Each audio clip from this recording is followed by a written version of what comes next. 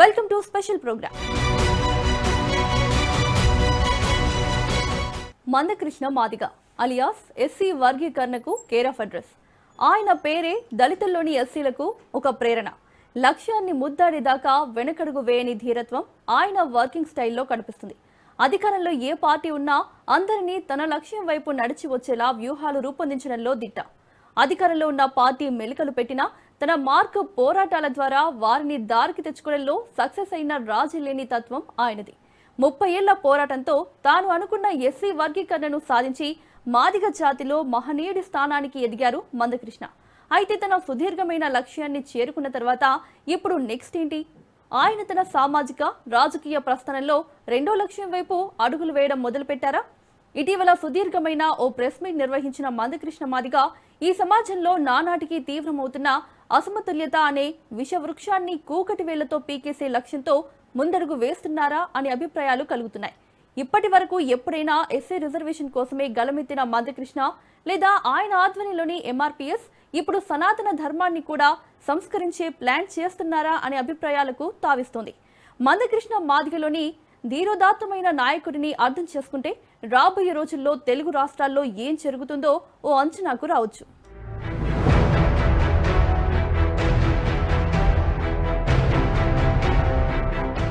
దళితులు క్రైస్తవ మతం తీసుకుంటే ఎస్సీ హోదా అవసరం లేదని చెప్పి మాట్లాడిచ్చింది కూడా అగ్రకులాల క్రైస్తవ పెద్దలతోటే కదా. అంటే దళిత క్రైస్తవులకు ఆనాడు మోసం జరగడానికి, దళిత హిందువులకు మోసం చేయడానికి గాంధీ పన్నిన కుట్ర కారణం కదా. అంబేద్కర్ అభిప్రాయం మొదటి నుంచి నిర్దిష్టంగా ఉన్నది.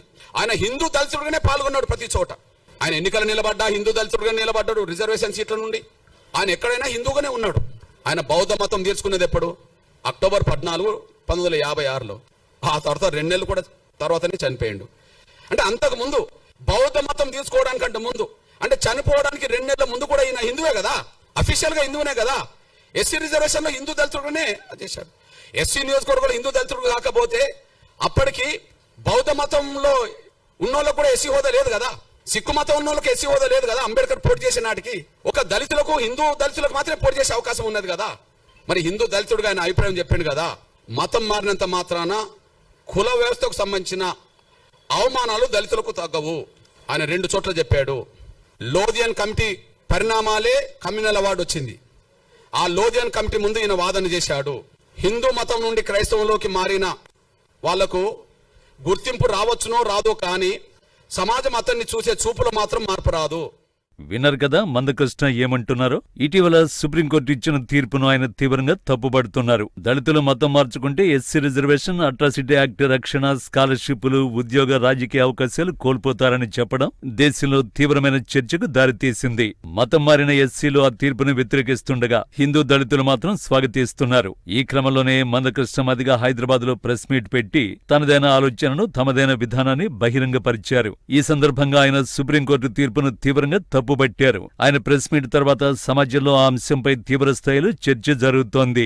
ఎస్సీ వర్గీకరణ అనే జటిలమైన అంశాన్ని ఎంచుకుని సుదీర్ఘమైన పోరాటం నడిపి దాదాపు 30 ఏళ్లకు ఆ లక్ష్యాన్ని అందుకున్న మందకృష్ణ మాదిగ ఇప్పుడు మరింత లోతైన, విస్తృతమైన, వివాదాస్పదమైన మరో అంశాన్ని అత్యంత సాహసోపేతంగా ఎంచుకున్నారా అనే వ్యాఖ్యలు పలు వర్గాల నుంచి వినిపిస్తున్నాయి.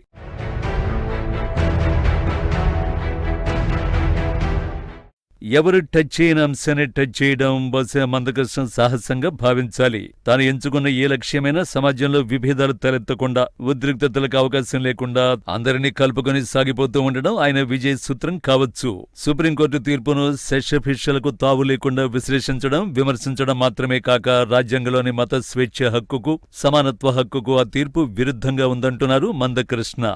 అందరూ మతం మారుతున్నప్పుడు, అగ్రవర్ణాల కుల గుర్తింపు, సమాజ హోదా యథాతథంగా కంటిన్యూ అవుతున్నప్పుడు ఒక దళితులు మాత్రమే మతం మార్చుకుంటే తమ కులానికి వచ్చిన రిజర్వేషన్ ఫలాలు ఎందుకు పోవాలి అని ఓ లాజికల్ క్వశ్చన్ అడుగుతున్నారు. స్థూలంగా చూస్తే అది నిజమే అనిపిస్తుంది.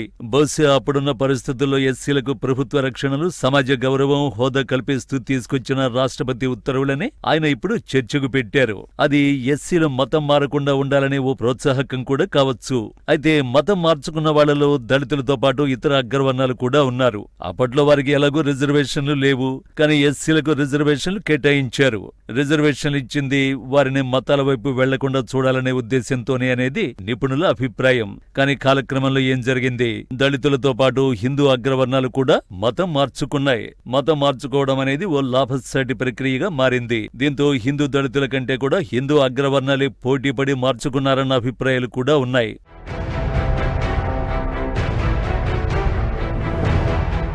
తాజాగా సుప్రీంకోర్టు ఇచ్చిన తీర్పు మాత్రం మతం మారిన దళితులు తమ కోటాను, ఉపాధి అవకాశాలను కోల్పోతుండగా అగ్రవర్ణాలు ఇటీవల వచ్చిన ఈడబ్ల్యూఎస్ కోటాను సురక్షితంగా అందుకుంటున్నారు. ఎకనామికల్లీ వీకర్ సెక్షన్స్ ఈడబ్ల్యూఎస్ కోటాను 2019లో కేంద్ర ప్రభుత్వం తీసుకొచ్చింది. అగ్రవర్ణాలే అయినప్పటికీ అందులోని నిరుపేదలకు 10% రిజర్వేషన్ కల్పించడాన్ని అన్ని వర్గాల ప్రజలు స్వాగతించారు. ఆ కోటా నిక్షేపంగా అమలవుతూ అగ్రవర్ణాల్లోని పేదలు ప్రభుత్వ ఫలాలు అందుకుంటున్నారు. మరోవైపు సుప్రీంకోర్టు ఇచ్చిన ఆదేశాలు 1950 నుంచే రాష్ట్రపతి ఉత్తర్వుల ద్వారా అమల్లో ఉన్నాయి. కానీ అదంతా స్లీపింగ్ మోడ్. అంటే పేరుకే ఆ ఉత్తర్వులు అమల్లో ఉన్నాయి, కానీ ఇంప్లిమెంట్ చేసిన పార్టీలు దేశంలోనే లేవు. కానీ కేంద్రంలో బీజేపీ ప్రభుత్వం అధికారంలోకి వచ్చిన తర్వాత 2015 నుంచి పలు రాష్ట్రాల్లో ఆ ఉత్తర్వుల్ని అమలు చేస్తున్నారు. మతం మారిన ఎస్సీలపై ఫిర్యాదులు, మతం మార్చుకుని రిజర్వేషన్ అందుకుంటున్న పాస్టర్లు, ఇతర ముఖ్యమైన వ్యక్తులపై ఫిర్యాదులు వెలువెత్తుతున్నాయి. వారి హక్కులు రద్దవుతున్నాయి. ఆయా రాష్ట్రాల్లో కేసులు నమోదవుతున్నాయి. ఇలాంటి నేపథ్యంలో ఏపీలోని చింతాడ ఆనంద్ అనే పాస్టర్ కేసు ద్వారా సుప్రీంకోర్టు 1950 ఉత్తర్వులను బలపరుస్తూ తీర్పునివ్వడం తీగలాగితే డొంక కదులుతుందన్న చందంగా తయారైంది. మందకృష్ణ లేవనెత్తిన అంశాలు, 1950 నాటి రాష్ట్రపతి ఉత్తర్వుల్లోని అంశాలు మరోసారి చర్చాంశంగా మారాయి. ఈ మేరకు మందకృష్ణ లేవనెత్తిన ప్రశ్నలు కూడా సహేతుకమైనవే అనే అభిప్రాయం అన్ని వర్గాల్లోనూ వ్యక్తమవుతూ ఉండడం గమనించాలి.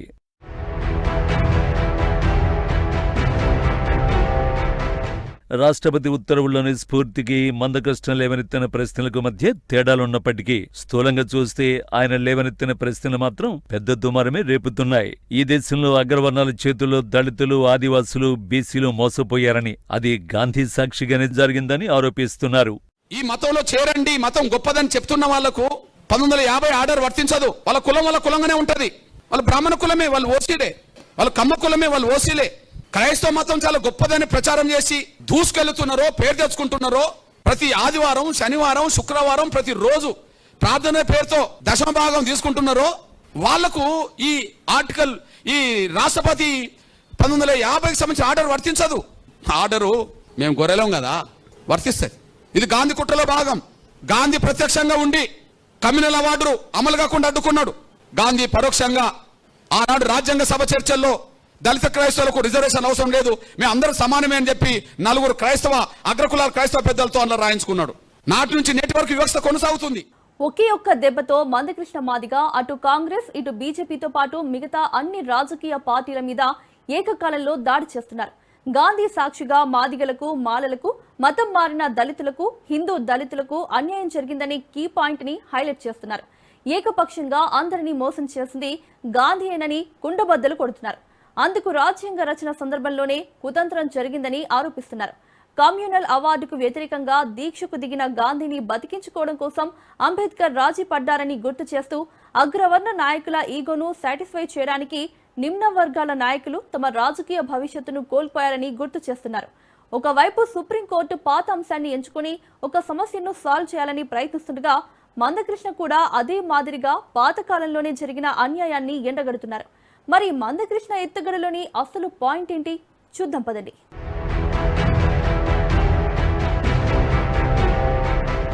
మందకృష్ణ మాటల్లో గతంలో ఎప్పుడూ కనిపించని పదును పెరిగింది. ఆయన వేస్తున్న ప్రశ్నలు కేవలం రాజకీయానికి సంబంధించినవి మాత్రమే కాదు, అవి శతాబ్దాల సామాజిక అసమానతలపై సంధిస్తున్న అస్త్రాలు. దళితుడు మతం మారితే కులం పోవాలి, రిజర్వేషన్ పోవాలి, కానీ అగ్రవర్ణాల వారు మతం మారినా వారికి ఆ హోదా అలాగే ఉంటుంది, కోట కూడా వర్తిస్తుంది. ఇదే న్యాయం. అలాగే క్రైస్తవ మత ప్రచారంలో ఉన్నత స్థాయిలో ఉండి విదేశీ నిధులు అందుకుంటున్నది కూడా అగ్రవర్ణాల వారే. దళితులు కేవలం భక్తులుగా మిగిలిపోతుండగా మతం మారుతున్నది, మారిన తర్వాత వాటి ఫలాలు అనుభవిస్తున్నది, గౌరవం అందుకుంటున్నది అగ్రవర్ణాల వారే అని ఆయన విమర్శిస్తున్నారు.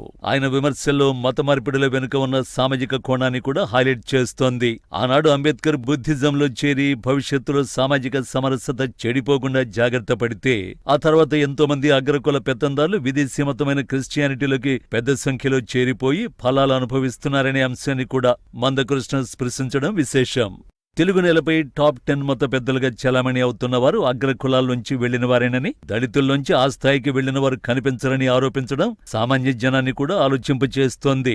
అంతేకాదు మతం మారిన కొందరు అగ్రవర్ణ హోదా అనుభవిస్తుండగా మరో పెద్ద వర్గం మాత్రం అదే వెనుకబాటును, వివక్షను ఎదుర్కొంటుందనే అంశాన్ని మందకృష్ణ హైలైట్ చేస్తున్నారు. సమానత్వం అనే భ్రమలో మతం మారిన తమ సోదరులు కేవలం భక్తులుగా మాత్రమే మిగిలిపోతున్నారని, మిగతా అగ్రవర్ణాల మిత్రులు మాత్రం క్రిస్టియానిటీ నుంచి గౌరవాన్ని, ఆర్థిక ప్రయోజనాలను అందుకుంటున్నారంటూ మతం చాటును జరుగుతున్న వ్యవస్థీకృతమైన వివక్షను ఎత్తి చూపుతున్నారు మందకృష్ణ. క్రైస్తవ వ్యవస్థ మీద 100 ఏళ్ల క్రితం ఉన్నత వర్గాల ప్రభావమే ఉన్నది. వాళ్ళు ప్రచారకులు, వీళ్ళు భక్తులు అంతే. ఇప్పటికీ 100 ఏళ్ల తర్వాత చరిత్ర చెప్తున్నా నేను. ఈ తెలుగు నేలను క్రైస్తవ మత ప్రచారాన్ని 99% ప్రభావితం చేసే పెద్ద పెద్ద ఫాదర్ల పేరు, పాస్టర్ల పేరు, బ్రదర్స్ పేరు మీకు చదివి వినిపిస్తా. ఇందులో ఒక్క దళితుడి పేరు చెప్తే నేను 100 ఏళ్ల క్రితం 4 పేరు చెప్పాను. తన తాజా గళం ద్వారా మందకృష్ణ అనేక సామాజిక, జాతీయ, పౌరాణిక అంశాలను కూడా ఎంచుకోవడం విశేషం. కులం అనేది మతాన్ని మింగేసిందని, మతాన్ని మించిన ప్రమాదకారిగా కులం తయారైందని మందకృష్ణ ఆవేదన వ్యక్తం చేస్తున్నారు. అసలు కులం వల్లే దేశ విభజన జరిగిందని చాలా మంది ఎంచుకోని కోణాన్ని ఎత్తి చూపుతున్నారు. దేశ విభజనకు మతం కంటే కులమే ప్రధాన కారణమన్న ఆయన వ్యాఖ్య హిందూ సమాజంలోని అంతర్గత బలహీనతల్ని ఎత్తి చూపుతోంది. సనాతన ధర్మంలో కులం లేదని చెప్పేవారు మరి కులాన్ని ఎందుకు రద్దు చేయడం లేదని ఆయన సంధించిన ప్రశ్నే పాలకులకు పెను సవాలుగా మారింది. ఎస్సీ వర్గీకరణ విషయంలో మోడీ మద్దతు కోరి ఆ తర్వాత మోడీకి, బీజేపీకి తాను కూడా అండగా నిలిచిన మందకృష్ణ ఇప్పుడు గాంధీని, ప్రస్తుత వ్యవస్థను విమర్శించడం వెనుక పెద్ద వ్యూహమే ఉందంటున్నారు విశ్లేషకులు. ఆయన కేవలం ఒక వర్గానికి లబ్ధి చేకూర్చే నాయకుడిగా మిగిలిపోవాలని అనుకోవడం లేదనే అభిప్రాయాలు సర్వత్రా వినిపిస్తున్నాయి. క్రైస్తవంలోకి వెళ్లిన దళితులకు, హిందుత్వంలోనే ఉన్న దళితులకు మధ్య జరుగుతున్న అన్యాయాన్ని ప్రశ్నించడం ద్వారా ఆయన హిందూ దళిత ఓటు బ్యాంకును ఏకం చేసేందుకు ప్రయత్నిస్తున్నారనే వ్యాఖ్యలు కూడా వినిపిస్తున్నాయి. ఆయన ఆలోచనల ప్రభావం 2 రాష్ట్రాల్లోనూ ఖచ్చితంగా ఉంటుందనే అభిప్రాయాలు వ్యక్తమవుతున్నాయి. తెలంగాణలో ఇప్పటికే మాదిగ సామాజిక వర్గం బలంగా ఉంది. అయితే సనాతన ధర్మాన్ని ఉటంకించడం వల్ల బీజేపీకి కొంత ఇబ్బందికరంగా మారొచ్చనే అనుమానాలు ఉన్నా, అదే సమయంలో అగ్రవర్ణాల ఆధిపత్యాన్ని ప్రశ్నించడం వల్ల అట్టడుగు వర్గాల్లో ఆయన లేవనెత్తిన అంశాల మీద చర్చ జరుగుతుందని, కొత్త ఆలోచన పుడుతుందనే అభిప్రాయాలు వినిపిస్తున్నాయి. దీనివల్ల బీజేపీకి ఇంకాస్త మేలు జరిగే అవకాశం లేకపోలేదు అన్న వ్యాఖ్యలు వినిపిస్తున్నాయి.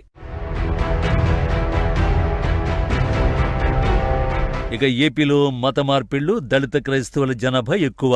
అక్కడ ఈ చర్చ పెద్ద దుమారమే రేపుతోంది. ముఖ్యంగా మతం మారిన, కుల ప్రయోజనాలు పొందుతున్న వారిపై ఆయన చేసిన వ్యాఖ్యలు రాజకీయ సమీకరణాలను మార్చే అవకాశం ఉందంటున్నారు విశ్లేషకులు. ఏపీసీసీ చీఫ్ షర్మిల కూడా సుప్రీం తీర్పుకు వ్యతిరేకంగా గళం వినిపించడం ఆసక్తి రేపుతోంది. దళితుల మీద దాడులు అరికట్టడానికి కొన్ని చట్టాలు, అట్రాసిటీ యాక్ట్లు ఉన్నాయి. అలాంటప్పుడు ఒక చేత చట్టాలు చేసి మరో చేత్తో ఇలాంటి తీర్పులతో లాగేసుకుంటే ఎలా అని అడుగుతున్నారు షర్మిల. మతం మారితే కులం గుర్తింపు, హక్కులు పోతాయన్న సుప్రీంకోర్టు మళ్లీ మనసు మార్చుకుంటే అది కులం వర్తిస్తుందని చెప్పడంలోనే కులం శాశ్వతమని చెబుతుందని అభివర్ణించారు. ఇలాంటి పరిస్థితుల్లో ఈ తీర్పు ద్వారా ఒక్క ఏపీలోనే దాదాపు 80 లక్షల నుంచి 1 కోటి మంది దాకా అన్యాయం జరుగుతుందంటూ షర్మిల ఆందోళన వ్యక్తం చేశారు. అంటే రానున్న రోజుల్లో రాజకీయ పార్టీలు ఈ అంశాన్ని ఎంత సీరియస్ గా తీసుకుంటాయో తేలిపోతోంది.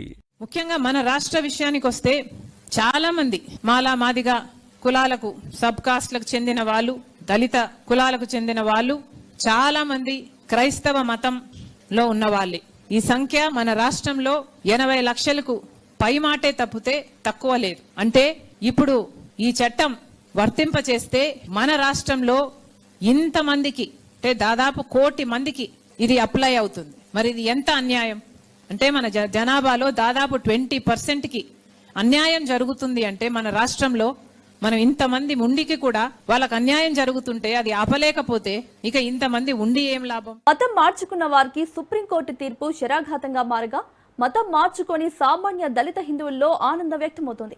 ఎందుకంటే మతం మారిన వారు క్రైస్తవ సంస్థల నుంచి ఎంతో కొంత ప్రయోజనం పొందగా స్వీయ గౌరవాన్ని కోల్పోకుండా ఏ ప్రయోజనాలు పొందకపోయినా హిందువుగా ఉండడానికే ఇష్టపడిన వారు తెలంగాణలో పెద్ద సంఖ్యలోనే ఉన్నారు. రేపటి రోజుల్లో వారు సుప్రీంకోర్టు తీర్పు అమలు కోసం అండగా నిలబడవచ్చు. మరోవైపు ఏపీ లాంటి చోట్ల మతం మార్చుకున్న దళితులు పెద్ద సంఖ్యలో ఉండి ప్రయోజనాలు కోల్పోతున్న కారణంగా వారి ఓట్ల కోసం అక్కడి పార్టీలు చట్టపరమైన నిర్ణయాలు తీసుకునే దిశగా అడుగులు పడవచ్చు. మొత్తానికి కోర్టు తీర్పు ద్వారా ఒకే మూల వర్గం ప్రజల్లో చీలిక రావడం ఖాయంగా కనిపిస్తుంది. మరి ఈ చీలికను దళిత సంఘాలు, దళిత నాయకులు మరీ ముఖ్యంగా మందకృష్ణ ఏ విధంగా అధిగమిస్తారు అనేది చాలా ఆసక్తి రేపుతోంది.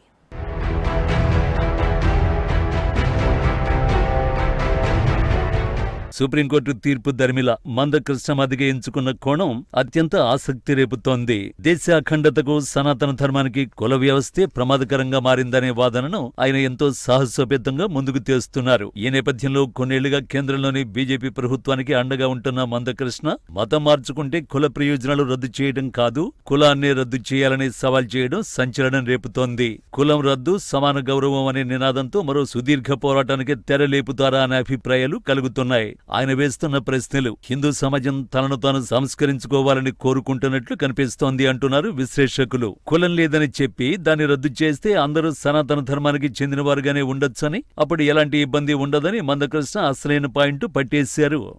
మత స్వేచ్ఛ వద్దు, అందరూ హిందువులుగానే ఉందాం, అందరూ సనాతన ధర్మాన్ని విశ్వసిద్దాం, సనాతన ధర్మాన్ని విశ్వసిద్దాం, కుల వ్యవస్థ ఉండదు, కులాన్ని రద్దు చేస్తున్నామని చెప్పానండి. దాని ద్వారా మెజార్టీ ప్రజలు ఆర్టికల్ 25 ఉన్నా లేకపోయినా దాన్ని పట్టించుకోరు. మనకి ఇక్కడ అందరికీ స్వేచ్ఛ ఉంటే, అందరికీ గౌరవం ఉంటే, ఈ మత విశ్వాసాల్లో, హిందూ ధర్మంలో లేదా సనాతన ధర్మంలో ఏదో ఒక లోపం లేకపోతే, కుల వ్యవస్థను సమర్థించే వ్యవస్థ లేకపోతే ఇన్ని ఎందుకు వస్తాయి? మనం విస్తరించలేకుండా పోయినాం, కానీ వాళ్ళు విస్తరించుకుంటూ ఇక్కడికి వచ్చేశారు. ఆ విస్తరించేటప్పుడు అది కరెక్ట్ మంచిది అని చెప్పి ప్రచారం చేసింది అగ్రకులాల క్రైస్తవ ప్రచారకులే. వివక్ష గురైన వాడు పోతే మాత్రం వాని హక్కు రద్దు చేస్తారు. ఇది న్యాయం కాదు, ధర్మం కాదు. మందకృష్ణ లేవనెత్తిన ఈ పాయింట్ రాజ్యాంగ స్ఫూర్తి దృష్ట్యా అందరూ ఆమోదించేదే. సమానత్వ హక్కుల పరంగా చూసినా ఎవరూ అభ్యంతర పెట్టాల్సింది ఉండదు. కానీ రాజకీయాలను, సమాజ పోకడలను ప్రభావితం చేసి వివిధ పార్టీలోని అగ్రవర్ణ నాయకులు నిష్పక్షపాతంగా వ్యవహరిస్తారన్న నమ్మకం ఎవరికీ లేదు. అధికారంలోకి ఎవరొచ్చినా ఆయా కులాల నాయకులకే అవకాశాలు కల్పిస్తూ రాజ్యాంగం కల్పిస్తున్న అవకాశాలను కూడా సాధ్యమైనంత వరకు కొల్లగొడుతున్నారన్న భావన అన్ని నిమ్న వర్గాల్లోనూ ఉంది. ఇలాంటి తరుణంలో మందకృష్ణ ప్రెస్ మీట్ తర్వాత 2 రాష్ట్రాల్లోని వివిధ క్రైస్తవ సంఘాలు, దళిత సంఘాలు, అంబేద్కరిస్టులు ఒక్క వేదిక మీద కలిసి తమ వర్గాల ప్రజల సమైక్య శక్తిని చాటాలనే ప్రయత్నం మొదలైంది అన్న అభిప్రాయాలు వ్యక్తమవుతున్నాయి. ఏపీలో క్రైస్తవ మిషనరీల బలగం ఎక్కువగా ఉంది. వారంతా మూకుమ్మడిగా తమ హక్కులు కోల్పోవడానికి సిద్ధంగా లేరు. ఈ నేపథ్యంలో వారి ముందున్నది రాజ్యాంగరీత్యా సంక్రమించిన హక్కులను, ప్రయోజనాల్ని కోల్పోకుండా ఉండడం, లేదా సామాజికంగా అందరితో సమాన హోదా సాధించుకోవడం. సుప్రీంకోర్టు తీర్పును పునఃపరిశీలించాలని రాజ్యాంగ ధర్మాసనానికి విజ్ఞాపన పెట్టుకుంటే అప్పుడొచ్చే తీర్పు ఫైనల్ అవుతుంది. కాబట్టి ఆ తీర్పులో సర్వసమానత్వం వచ్చేలా చూడడం, లేదా కులాన్ని రద్దు చేయించడమే లక్ష్యంగా ఎస్సీ, దళిత, క్రైస్తవ సంఘాల ఎత్తుగడ ఉంటుందనే అభిప్రాయాలు వినిపిస్తున్నాయి. చర్చిల్లోనే ప్రార్థన చేస్తారు కానీ బయటకు వచ్చి పోవటం చేస్తలేరు. వీళ్ళకు నేర్పింది కూడా అగ్రకుల బ్రాహ్మణులే. మీరు పోవటం చేయదురా నాయన అని చెప్పి కుట్ర చేసింది వాళ్ళే, పోరాటం చేయొద్దని చెప్తున్నది వాళ్ళే. ఎస్సీలు కాకుండా కుట్ర చేసింది అగ్రకుల క్రైస్తవులే. కొన్ని కోట్ల మందిని ప్రభావితం చేసే ఈ అగ్రకులాలకు సంబంధించిన ఫాదర్లు, పాస్టర్లు వాళ్ళ ప్రార్థన మందిరాల్లో దళితులు క్రైస్తవులుగా మారితే వాళ్ళని దళితులుగా లేకుండా చేయడం అనేది న్యాయం కాదని చెప్పి అన్ని వర్గాల క్రైస్తవులను ఎందుకు బయటికి రప్పించలేరు? అంటే దళిత క్రైస్తవులు వాళ్ళ హక్కులు కోల్పోవాలి, వీళ్ళు బానిసలుగా వీళ్ళ దగ్గర మిగిలాలి. వాళ్ళ హక్కులు కోల్పోవాలి, వాళ్ళు బానిసలుగా మిగిలాలి. అంటే బానిసలుగా మిగిల్చుకోవడం కోసమే అగ్రకుల క్రైస్తవ ఫాదర్లు, పాస్టర్లు వాళ్ళ దశమ భాగం మాత్రం రప్పించుకుంటారు. 1950 రాష్ట్రపతి ఆర్డర్ అనేది అంబేద్కర్ అభిప్రాయాలకు విరుద్ధం. ఇది మా స్వేచ్ఛకు విరుద్ధం, ఇది మా హక్కులకు విరుద్ధం. మందకృష్ణ మరో ఇంట్రెస్టింగ్ అండ్ కీ పాయింట్ పట్టుకున్నారు. కుల వ్యవస్థను రద్దు చేయడమే సర్వ సమస్యలకు పరిష్కారం అంటున్న ఆయన రాజ్యాంగం అందరికీ సమాన హక్కులు, అవకాశాలు కల్పించిందని గుర్తు చేస్తూ హిందూ భక్తులంతా వెళ్లే దేవాలయాల్లో కేవలం బ్రాహ్మణులు మాత్రమే పూజారులుగా ఎందుకున్నారని అడగడం తీవ్రమైన చర్చకు దారితీస్తోంది. రాముడికి, కృష్ణుడికి హిందువుల్లో అన్ని వర్గాల వారు భక్తులుగా ఉన్నప్పుడు కేవలం బ్రాహ్మణుల ఆధిపత్యంలోనే దేవాలయాలు ఎందుకుండాలని నిలదీస్తున్నారు. అంతేకాదు ఈ డిమాండ్ వల్ల తాను కేవలం దళితుల పక్షాన మాత్రమే మాట్లాడడం లేదని, మిగతా బీసీలు, ఎస్టీల తరఫున కూడా మాట్లాడుతున్నారని ఆయన చెబుతున్నారు. ఈ డిమాండ్ వల్ల ఆయన లేవనెత్తిన అంశంపై హిందువుల్లోని అన్ని వర్గాల్లో చర్చకు ఆస్కారమిస్తోంది. బ్రాహ్మణులు మాత్రం క్రైస్తవ మతం పుచ్చుకోండి అంటే ప్రచారం చేయవచ్చునా? కాపులు, కమ్మోళ్ళు, రెడ్డోళ్ళు క్రైస్తవ మతం పుచ్చుకోండి, ఇందులో గొప్ప ధర్మం ఉంటే ప్రచారం చేయవచ్చునా? దళితులు మాత్రం మతం మార్చుకుంటే వాళ్ళు ఎస్సీలు కాకుండా పోతారా? బ్రాహ్మణులు అయినప్పుడు, క్రైస్తవ మతం పుచ్చుకున్న వాళ్ళు బ్రాహ్మణులుగానే ఉన్నప్పుడు వాళ్ళు ఓసీలైనప్పుడు, క్రైస్తవ మతం పుచ్చుకున్న వాళ్ళు కమ్మోళ్ళు అయినప్పుడు వాళ్ళు ఓసీలైనప్పుడు, రెడ్లు ఓసీలుగా ఉన్నప్పుడు వాళ్ళకి ఈడబ్ల్యూఎస్ రిజర్వేషన్ వర్తిస్తున్నాయి కదా. ఎస్సీ యాక్ట్ వర్తించదు, రేపు రిజర్వేషన్ కూడా వర్తించవని మీరు తీర్పులు చెప్పారు కదా ఆర్డర్ పట్టి. ఈ తెలుగు నేల మీద బ్రాహ్మణ సమాజం తర్వాత కమ్మ, రెడ్లు, కాపులు ఉంటారు కదా అగ్రకులాల లిస్టులో. వాళ్ళు కూడా ఎస్సీ, ఎస్టీ, బీసీల కంటే పై హోదాలో ఉన్నారు కదా. అంటే పై హోదాలో ఈ దేశంలోనే అత్యున్నత వ్యవస్థల్లో, కుల వ్యవస్థలో గౌరవం పొందుతున్న బ్రాహ్మణులు మారిన మాకు అభ్యంతరం లేదు. వాళ్ళకు 1950 ఆర్డర్ వర్తించదు. ఈ తెలుగు నేల మీద కమ్మోళ్ళు, రెడ్డోళ్ళు, కాపులు ఎవరు మారిన మాకు అభ్యంతరం లేదు. వాళ్ళకి ఆర్డర్ వర్తించదు. కానీ అందరికంటే కుల వ్యవస్థ గురవుతున్న వాళ్ళు ఎవరైనా ఉంటే, దళితులైతే వాళ్ళు మారితే మాత్రం అంగీకరించాం. బలవంతంగా వాళ్ళ పాదాల కాడ, వాళ్ళ కాళ్ళ కాడ కట్టిపడేసుకోవాలా? ఇదా రాజ్యాంగ స్పిరిట్? ఇదే క్రమంలో మందకృష్ణ మరో తిరుగులేని అస్త్రాన్ని ప్రయోగించడం ఆసక్తి రేపుతోంది. హిందూ వ్యవస్థలో ప్రక్షాళన జరగాలంటున్న ఆయన ఆ ప్రక్రియ ముందుగా దేవాలయాల నుంచే మొదలవ్వాలని డిమాండ్ చేస్తున్నారు. కీలకమైన దేవాలయ పూజారి వ్యవస్థ కేవలం బ్రాహ్మణుల చేతుల్లోకే ఎందుకు వెళ్లిందని నిలదీస్తున్నారు. రాముడి వెంట ఆంజనేయుడి వర్గమైన గిరిజన సైన్యం వెంట నడిస్తే ఆ సైన్యాన్ని నడిపించిన జాంబవంతుడు మాదిగల మూల పురుషుడు అని, అలాగే రామాయణాన్ని రాసిన వాల్మీకి బోయవాడైన బీసీ వంశానికి చెందినవాడు అవుతాడని ఉటంకించారు. ఈ క్రమంలో రాముణ్ణి దేవుడిగా కొలుస్తున్న హిందువుల్లో ఎస్సీలు, ఎస్టీలు, బీసీలకు లేని పూజార్హత అసలు ఎక్కడా సంబంధం లేని బ్రాహ్మణులకు ఎలా వచ్చిందని, ఎవరు కల్పించారని నిలదీస్తున్నారు. ఇలాంటి చారిత్రక ఇతివృత్తమే కృష్ణావతారంలోనూ ఉందంటున్నారు మందకృష్ణ. జాంబవంతుడి కూతురైన జాంబవతి తమ ఆడపడుచు అని, ఆ విధంగా కృష్ణుడు తమ ఇంటి అల్లుడు అని, తమకు బావ అవుతాడని చెబుతూ మాలమాదిగలకు సనాతన ధర్మంతో ఉన్న ఐతిహాసిక అనుబంధాన్ని అద్భుతంగా చర్చకు పెట్టారు. రాముడు పరిపాలించినాకనే రామరాజ్యం కదా, పరిపాలించక ముందు కాదు కదా. రాముడు ఒక రాజుగా, మనం నమ్ముకున్న వాళ్ళకు విశ్వాసం దేవుడు. ఆయన భౌతికంగా వ్యక్తిగా జీవించాడు కాబట్టి ఒక రాజు, క్షత్రియ కులం, క్షత్రియ వంశం. రామారావణ యుద్ధం జరిగిందా లేదా? రాముడు సైన్యం ఎవరు? వానరులే కదా. వానరులు అంటే ఎవరు? అడవి బిడ్డలు కదా. అడవి బిడ్డలు అంటే ఎవరు? ఆదివాసులు కదా. ఆదివాసులు అంటే ఎస్టీలు కదా. రాముడికి తోడొచ్చిన లక్ష్మణుడు ఉన్నాడు సోదరుడిగా. కానీ రాముడికి అండగా నిలబడ్డది ఎవరిగా? సుగ్రీవుడు కదా, అడవి గిరిజన రాజే కదా. ఆంజనేయుడు కదా, సైన్యానికి నాయకత్వం వహించిండు, యుద్ధం చేసిండు కదా. ఆంజనేయుడు ఎవరు మరి? ఆదివాసి కదా. సుగ్రీవుడు ఎవరు? ఆదివాసే కదా. రాముణ్ణి గెలిపియడానికి యుద్ధంలో ప్రధాన పాత్ర పోషించింది ఎవరు? వానర సైన్యం కదా. ఆ వానర సైన్యాన్ని గైడ్ చేసింది ఎవరు? జాంబవంతుడు కదా. మాదిగల ఆరాధ్య పురుషుడు కదా. ఈ దళితులకు లేని పూజారి వాళ్ళకెట్లొచ్చింది? యుద్ధంలో గెలిపించింది మేము కదా, మా ఆదివాసులు కదా. రాముడు గురించి దేశానికి, ప్రపంచానికి తెలిపేటట్టు చేసింది మా వాల్మీకి కదా. వాల్మీకి బ్రాహ్మణులను ఒప్పుకోమనండి, జాంబవంతుడు మావాడని ఒప్పుకోమనండి, ఆంజనేయుడు మావాడే అని ఒప్పుకోమనండి. వాళ్ళు ఒప్పుకోరు కదా. వాళ్ళు ఎవరు మరి? ఆంజనేయ వారసత్వం వానరులు అవుతాను గిరిజనులు, జాంబవంతుడు అయితే దళితుడు, మాదిగా, వాల్మీకి పోయా. అరే మాకు లేని స్వేచ్ఛ రామ మందిరాల్లో, మాకు లేని హక్కు రామ మందిరాల్లో. మేము పూజారులు కానప్పుడు యుద్ధం చేయడానికి మాత్రం ఏం ఉపయోగపడాలా? సుప్రీంకోర్టు ఇచ్చిన తీర్పు రాజ్యాంగం ప్రకారం చూసినా అన్యాయమే అంటున్న మందకృష్ణ అటు సనాతన ధర్మంలోనూ తమకు చెరగని బలమైన స్థానం ఉందని చెబుతున్నారు.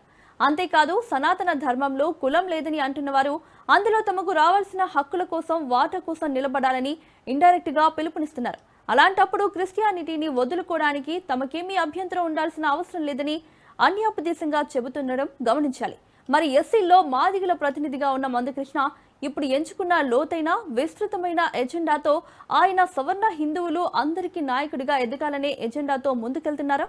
అందుకోసం భారీ ఎత్తున సోషల్ ఇంజనీరింగ్ చేపట్టాలని నిర్ణయించారా?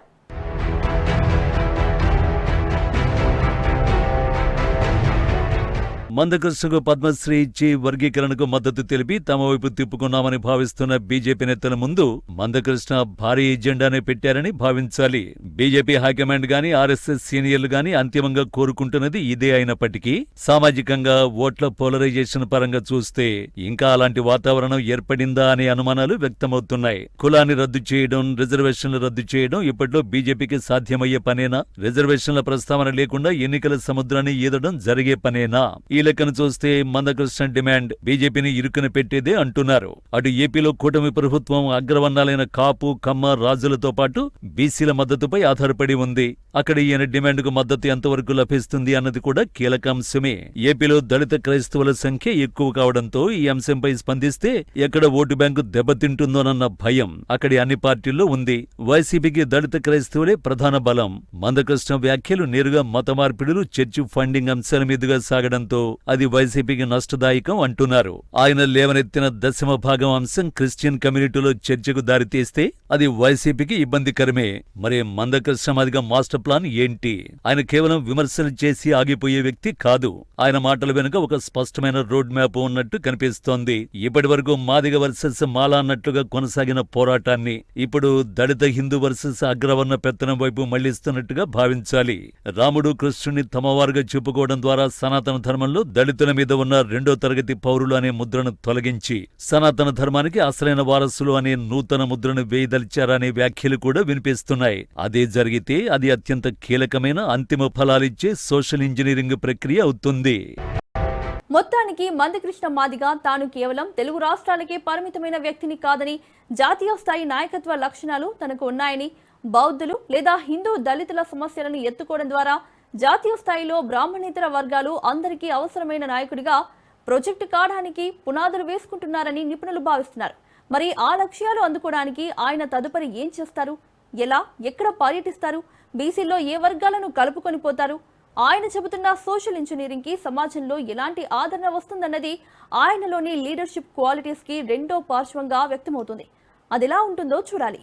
ఇది ఇవాల్టి స్పెషల్ ప్రోగ్రామ్. మరో ప్రత్యేకమైన అంశంతో నెక్స్ట్ ఎపిసోడ్ లో కలుద్దాం. చూస్తూనే ఉండండి రాజ్ న్యూస్.